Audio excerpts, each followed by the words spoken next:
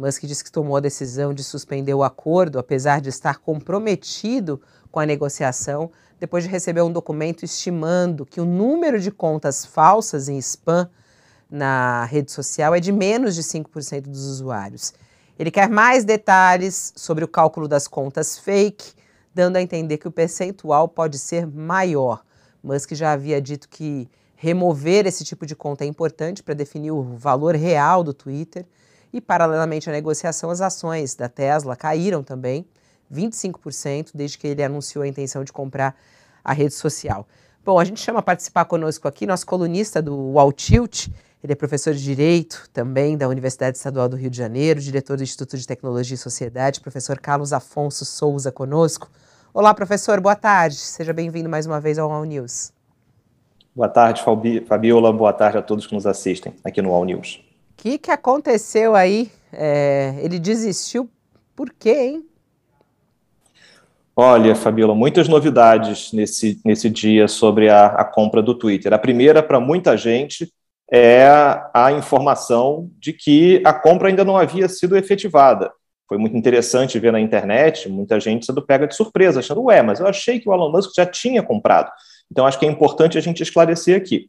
O Elon Musk fez uma oferta, a oferta foi aceita e agora a gente tem todo um processo burocrático para a aprovação dessa eventual compra e no meio desse processo é natural que se faça uma auditoria não só sobre questões financeiras, mas também sobre a base de usuários da plataforma. E nesse ponto o Elon Musk levantou esse argumento de que a informação dada pelo Twitter de que menos de 5% da sua base corresponderiam a contas de spam e de robôs, é um ponto que o Elon Musk levantou como sendo algo que precisa de mais averiguação, e enquanto isso não acontece, o acordo fica suspenso. A especulação é, será que isso é um motivo que o Elon Musk colocou para tentar baixar, reduzir o valor dessa compra? Ou será que ele está desistindo do negócio de uma forma como um todo? E acho que vale aqui uma notinha. Se ele desistir do negócio como um todo, a multa pela desistência é de apenas $1 bilhão. Então, essa é uma desistência que vai sair caro. Professor, coloca aqui no telão. Eu dei muita risada com os memes e as piadinhas que saíram com isso, né? O pessoal escreveu aqui que ele desistiu porque ele foi olhar o saldo do banco para ver se tinha os bilhões, mas estava no cheque especial. Isso não é verdade, a gente sabe que ele é bilionário mesmo. E o Elon meteu, na volta a gente compra, só aquela coisinha de você falar assim, só fui dar uma olhadinha, tem aqui, aparentemente Elon Musk estava fazendo igual eu faço quando eu entro numa loja cara, não, só estou dando uma olhadinha, não estou muito interessado não. Elon Musk não conseguiu liberar o limite do cartão de crédito, disse que foi paralisado lá. Pessoal brincando com isso. Eu fico pensando, professor, que esse vira o assunto, né? Nesse momento, isso aí é manchete de todos os portais e todo mundo só fala isso. Qual é a importância real disso? Assim, tem esse tamanho todo? Olha, Fabiola, para além de todos os memes, é um caso que é importante porque ele sinaliza muita coisa sobre os mercados digitais. Porque o Elon Musk é um empresário bem-sucedido em outros ramos de tecnologia, envolvendo exploração espacial, carros elétricos, baterias de última geração, interface cérebro-máquina. O conjunto de empresas nas quais o Elon Musk atua já são inovadoras o suficiente. Afinal das contas, o Twitter, como uma rede social, até mesmo uma rede social baseada em texto, por mais que você possa postar vídeos e fotos, grande parte da comunicação do Twitter se dá em texto. É uma rede social que já tem bastante tempo, mas, de certa maneira, no conjunto de empresas do Elon Musk, muitos se perguntavam o que o Twitter faz nesse conjunto de empresas, né? Qual é o grande atrativo desse negócio? E talvez muito da repercussão que a gente veja com relação a essa compra venha de diferentes fatores. Primeiro, a própria personalidade do Elon Musk, bastante midiático, tudo que ele faz acaba tendo bastante repercussão na imprensa como um todo. A rede social Twitter, que é uma rede social muito utilizada por políticos, por autoridades, por influenciadores, para alcançar um público maior, Então, de certa maneira, uma mudança na maneira pela qual o Twitter modera conteúdo, na maneira pela qual essa plataforma atua, também é algo que traz aqui um interesse.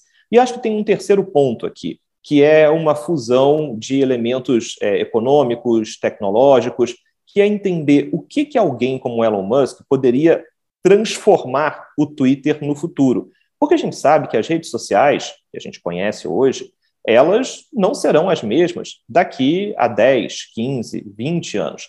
Então, alguém com o potencial do Elon Musk poderia catapultar uma rede social que a gente conhece hoje, basicamente de texto, como é o Twitter, para algo muito diferente no futuro.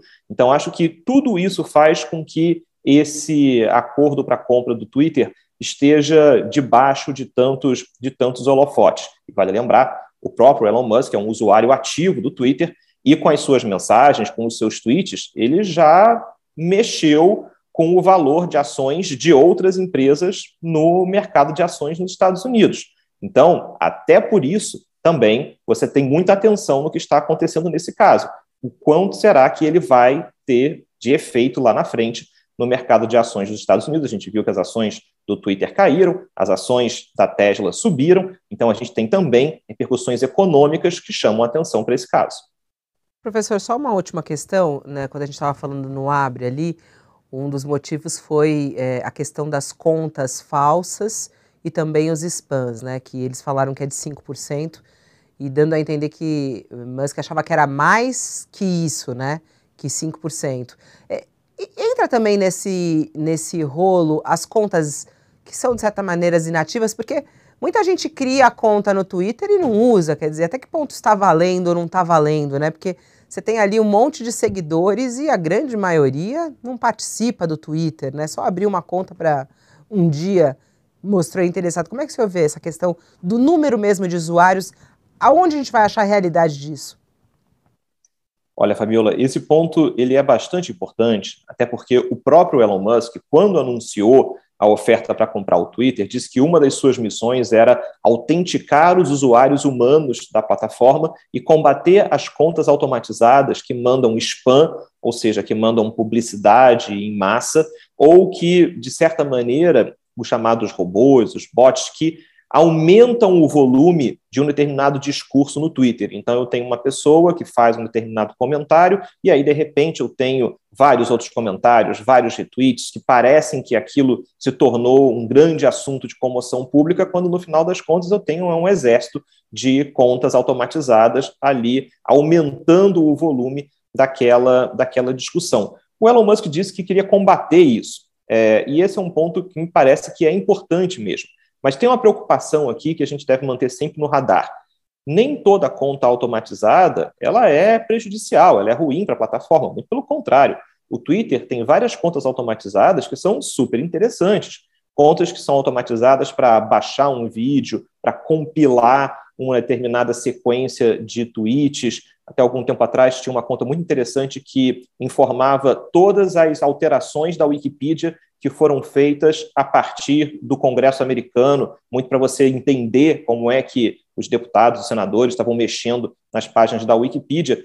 E já que a gente está falando de Elon Musk, existe uma conta automatizada no Twitter que, inclusive, segue todos os pousos e decolagens do jatinho privado do Elon Musk. Então, você pode acompanhar a trajetória do Elon Musk pelos Estados Unidos e pelo mundo a partir dessa conta automatizada. Então, de certa maneira, é importante a gente entender que conta automatizada em si não é o problema. O problema é se essa conta automatizada está enviando publicidade, está fazendo campanha política através de um exército de robôs, aí a gente tem um problema, porque essas contas elas podem, no final das contas, valer como usuário ativo.